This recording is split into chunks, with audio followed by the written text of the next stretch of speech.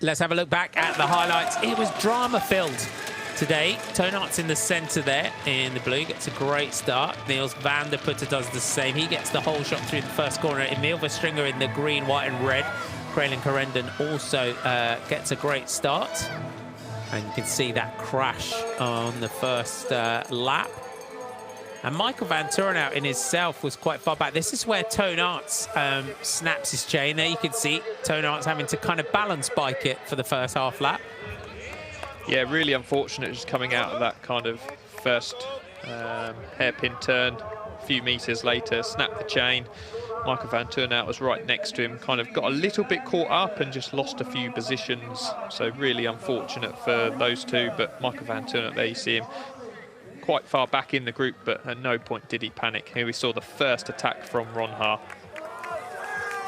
And Pim Ron, he's got a kind of heart of a lion, I say, Pim Ron Haar, and that's the way he rides. And he kind of, as you said, he knows only one way to ride this. But I think they've just got to, Sven Nys has just got maybe look at this, and just in terms of how we're kind of approaching some of the early parts of these races, and because the sustained effort sometimes, and maybe he's not taking his foot off the gas early enough when the groups are coming back, so you're kind of wasting energy in a way. But we love the way he rides.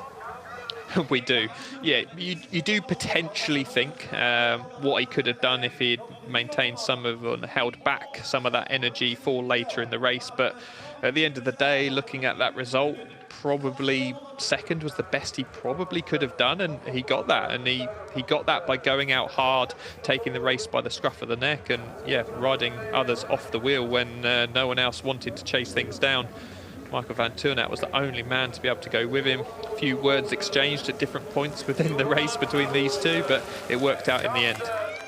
I think for Pim as well, as we said, last year he had Lyme's disease and had a massive crash at the beginning of the season. So he's got to take a lot of confidence from how he's come into this season. Exactly. A couple of years ago, he burst onto the scene, winning races, and looked to be kind of going on to potentially dominate kind of men's cyclocross, but obviously last season didn't go to plan with that illness. But looks like he's step by step making his way back, and potentially just wants to race really positively and get on the front foot. And I can understand why after that season last year that he wants to come out and kind of throwing punches from the off in these races. And you have to say it's almost working out for him. That second place today was an excellent result. Yeah, second place in a row. Emil Verstringer's final lap as well. He started well, then it seemed like he was just sort of treading water a little bit and starting to struggle, taking on water, and then he just found his legs again at the end. Just needed to recover. Yeah, Michael van Turenhout here, the finish, impressive ride, and this is so important in terms of taking this series overall. Yeah, in terms of the overall, very good for him today, because Ron Haar didn't score well at the opening round in Ruddervoorde last weekend.